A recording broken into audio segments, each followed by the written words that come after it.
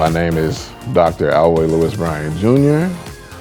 I am currently the director for the Atlanta University Center Symphony Orchestra, which is a college orchestra made up of students from Clark Atlanta University, Morehouse College, and Spelman College. I'm also a professional orchestral musician. I play in Spartanburg Philharmonic Orchestra in Spartanburg, South Carolina. I'm principal viola. I play in Greenville Symphony Orchestra, and I also play in Western Piedmont Symphony, which is in Hickory, North Carolina. So I play in 3 professional orchestras. I'm the principal violist in 2 of them, and I'm a violinist and a violist. I'm originally from here, Decatur, Georgia. I started out, high schools that I went to, I graduated from Lakeside High School, but I started at Henderson High School. But they decided to change it to, they wanted another middle school in the community. So my junior year, I had to go to find another high school. And so, because I attended Henderson High School from 8th grade through 10th grade, but I attended Lakeside High School 11. I graduated from there in 12th grade in 1998. I was actually in a special program called the Minority to Majority Program. And with this program, it allowed you to basically go to a school, a better school, maybe a school that had a program, in my case, a really good orchestra program that you were maybe not zoned for in your neighborhood. Because of that, I was able to really flourish as a violinist at that time and playing orchestra. And I think also I had some really good orchestra teachers, and some of my early orchestra teachers were Black. So I didn't really have to deal with the racial component in the very beginning. Of course, I did later on, but we had really good arts programs, music programs. That's what really stands out to me. I had really good teachers. I had teachers and principals who were Black, so they could relate to me culturally. They understood me, and they challenged me. So I've always been very musical. Even as a child, I used to always hum music, and my first instrument was the drums.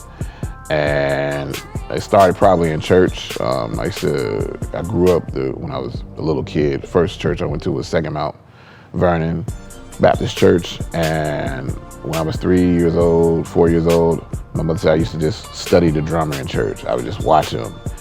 And apparently my kindergarten teachers would tell my parents that, I was always humming music. I was flipping over paint cans and beating on the paint cans and beating on my desk.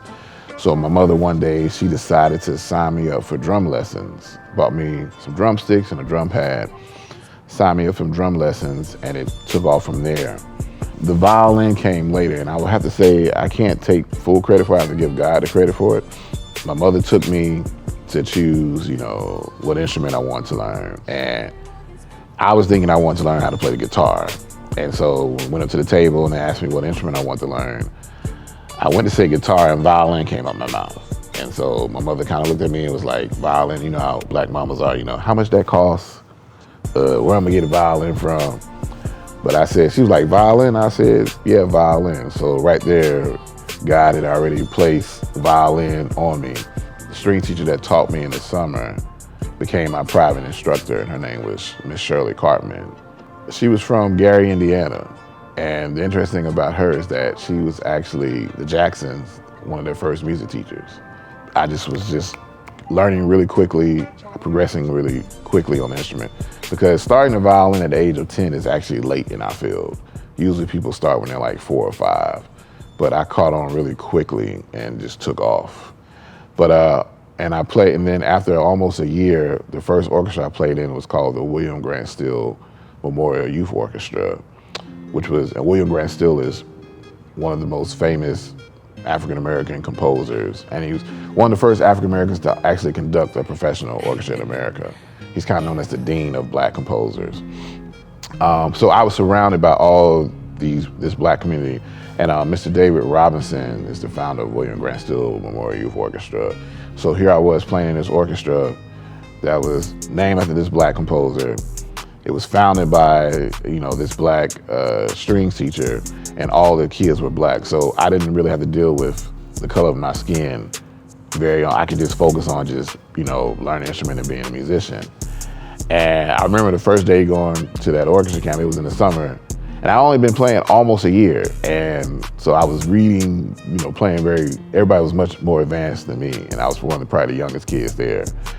And I think I wanted to quit after the first day because I just couldn't keep up. But I remember, the other kids in the orchestra, they kind of came around. They was like, "It's okay, stick with it. You'll be okay." And so I did. I didn't quit. I pulled myself together, kept going back, and eventually I became concert master of that orchestra, and I took off. So I played. So. There was another black youth orchestra that I also played with. It was called the DeKalb Youth Pops Orchestra, and this was also founded by Mr. Chester Griffith and also Miss Kimberly Grime. Miss Kimberly Grime is still teaching orchestra today. So I played in William Grant Still Memorial Youth Orchestra. I played in the DeKalb Youth Pops Orchestra, and the funny thing about that orchestra, these orchestras were created because the founders, who were black string teachers in DeKalb County, a lot of the main orchestras or some of the youth orchestras were not programming works by black composers, were composers of African descent. And also, what I didn't realize, there was, a lot of the orchestras, the black kids weren't in the orchestras. And so they created these orchestras to create a safe environment for black kids to play, and also a place for black composers' music to be performed. And the great thing about the DeKalb Youth Pops Orchestra, they would take songs off the radio and arrange them for the orchestra. So they showed that the orchestra could do more than just classical music. We did play some classical repertoire, but we were doing Michael Jackson, we were doing Boyz II Men, we were playing Bob Marley, jamming. So we were doing all these pop songs, or popular songs off the radio. And like I said, Mr. David Robinson, great arranger. I mean, he could just listen and then just write something out like that.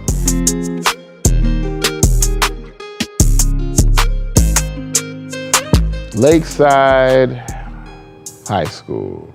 It was a diverse high school. We had really good sports, but we also had really good arts. I played in the marching band.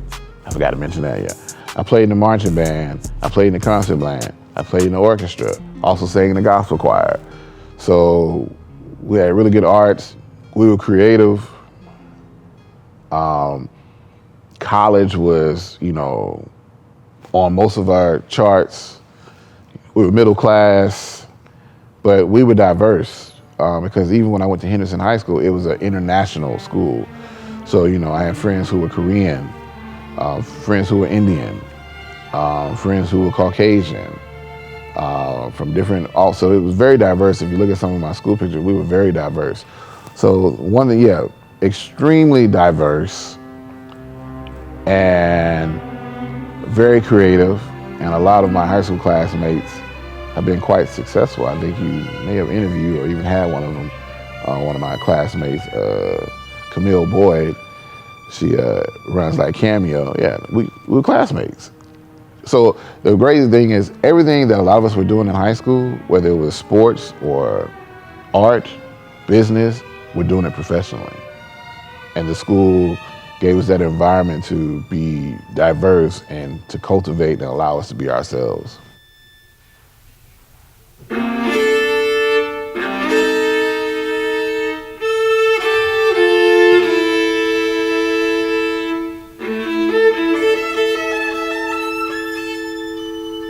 So I had an opportunity to play for a Black History program. I think I was in the 8th grade.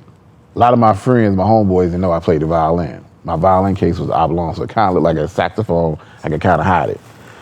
So my teacher wanted me to play in front of the entire school. I'm like, my friends gonna know I played the violin. So I played this big violin solo in front of the entire school. And I remember after that, my homeboys came up to me. I'm like, man, they about to kick me out. They were like, man, you made that cool playing the violin.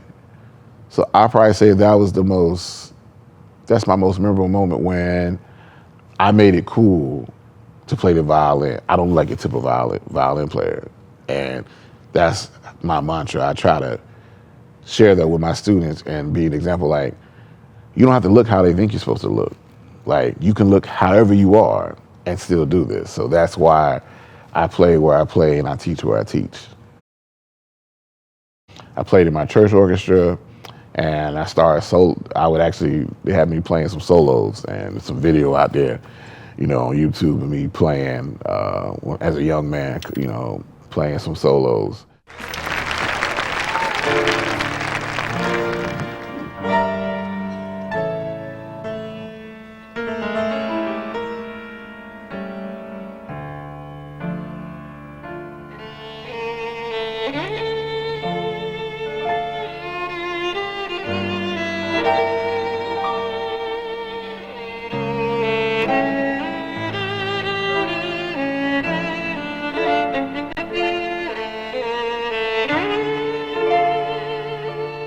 And then I remember, I think my school went on a trip to Symphony Hall to hear Atlanta Symphony or Atlanta Symphony Youth Orchestra. I can't remember. But I remember walking in Symphony Hall and I'm looking at the orchestra on stage and I was like, I want to be up there. And the next year I was up there. I joined Atlanta Symphony Youth Orchestra.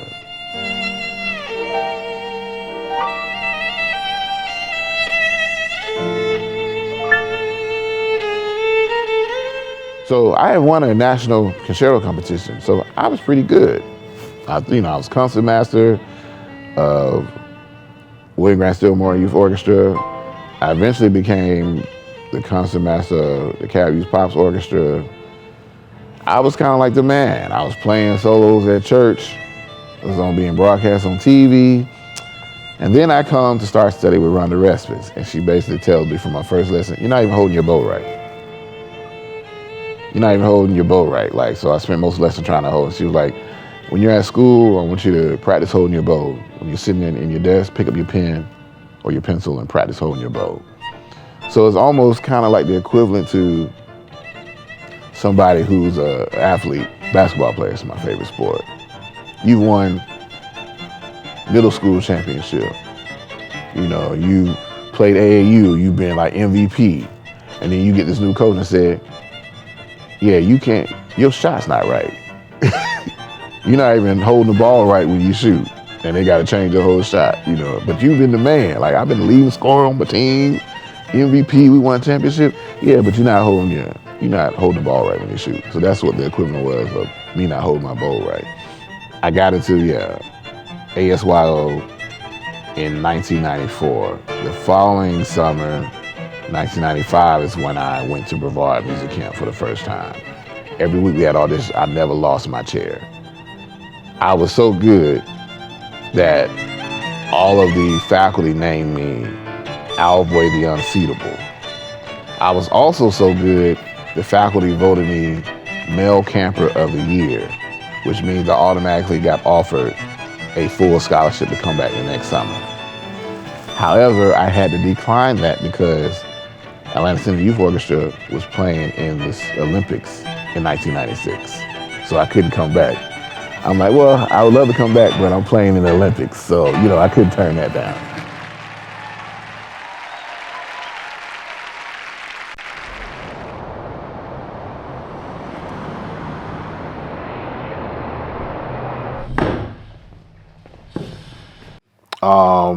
Also at letter F, cellos, this can be even softer. So really it's just U3 and the double bass playing. So let's really try to be pianissimo. You had a question? G. Tremaine, can you play the top line? Music is one of the original liberal arts. It's affiliated with math. And usually your art students, especially music students, they're usually your smarter kids. They score higher on, SATs, and their academics are off the chart because it's something about the art, especially music, that helps that part of the mind, really just flow. And I always say this, and I had a good friend of mine who passed away several years ago. His name was Timothy Baker, and he was being interviewed, and he made a statement, and I 100% agree with it. He said, the stage is my sanctuary. The one thing I love about being an orchestral musician is that when I step on the stage, I know I'm a black man, a dark-skinned, very large black man. But when I step on the stage, I can leave all that discrimination, all that hate off the stage. I'm just a member of the orchestra. I'm just in the section. We're all just working.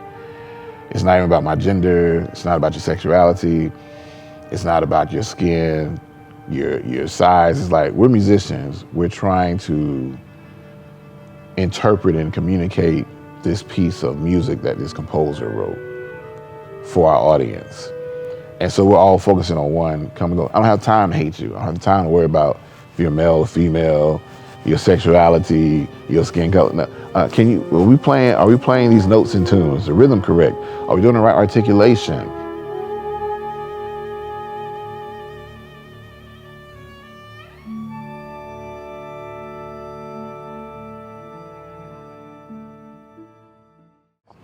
Yeah, probably one of the largest artists I've worked with was Stevie Wonder. Had a chance to play with him, well, I think it was back in 2012. Songs in the Key of Life, he was doing a tour. I think he did one more, actually turned down an opportunity this year to do it, play with him again because I'm teaching. When you can turn it down, that's pretty cool. But yeah, and the cool thing about that is that was a recommendation. And the thing about Stevie Wonder, if you notice, his musicians are always diverse. That's intentional. So I got called because somebody I knew who recommended me and contracted, and I got to play with Stevie Wonder. And I also got to bring another colleague of mine who I recommended, who was from Venezuela. So that was really cool because to be on stage, you've heard all the songs, like, can he really play it? Like the songs he performing live is just how it was on the recording. So that was pretty dope. But also probably one of the dopest things I did is when I played a couple of years ago with the artist Russell Gunn, who's here in Atlanta. And we got to perform at the Apollo Theater and premiere his piece called The Blues and Its People. And we also got to open up for the Atlanta Jazz Festival a couple of years ago. But I mean, I've got to play with, members of the Temptations. I played with Take Six before. I think I played with LeAnn Rimes, because I do all these Pops concerts. But I've been blessed to be able to play with some big time recording artists. And it's all because, everything that I learned and all the skills I picked up just playing in orchestra, from the first orchestra that I played in, who were programming, popular music, so I know how to play different styles of music, to jazz, to classical. So all of that training that I got in the DeKalb County public school system prepared me for all this great opportunity so I can play with these different artists.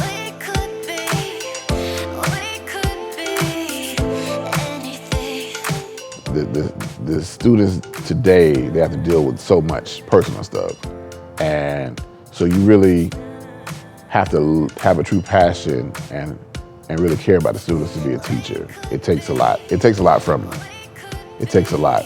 So I think every teacher that has challenged me, held me accountable, I thank you all. And I'm an example of, you can go to a public school. I love DeKalb County. Like, you can go to a public school and be successful, because the A student, one thing my parents used to tell me, especially my mother, an A student is an A student anyway. Doesn't matter the environment. If you're an A student, you're gonna be an A student. Thank you, DeKalb County, for helping to cultivate me, especially with the minority to majority program that really created opportunities for me and a lot of my classmates that we might not have had, being able to go to schools that had specialized programs that would help to cultivate us. My name is Dr. Alvoy Bryan Jr., and I am DeKalb made.